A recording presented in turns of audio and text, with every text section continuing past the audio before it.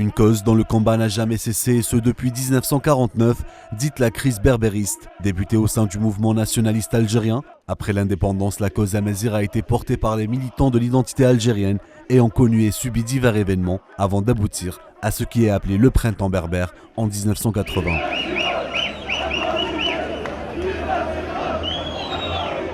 Pour sa part, le ministre de la Jeunesse et des Sports a précisé que la consécration de Tamazight comme langue officielle mérite d'être célébrée puisque les événements du 20 avril 1980 allaient dans le sens de la reconnaissance de l'identité amazigh et non pas dans le but de séparer le pays, comme le font certains. C'est un avocat, donc à l'époque, c'est un avocat français, il est connu, donc c'est un sioniste, on peut le dire, il n'y a pas de souci.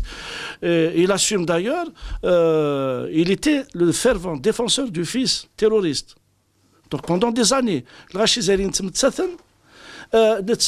il soutenait le fils, c'était leur avocat. Et aujourd'hui, aujourd'hui, il a aussi une responsabilité dans ce qui se passe en Libye. Il a une responsabilité dans ce qui se passe en Syrie et un peu partout.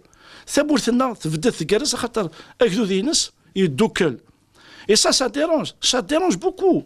Parce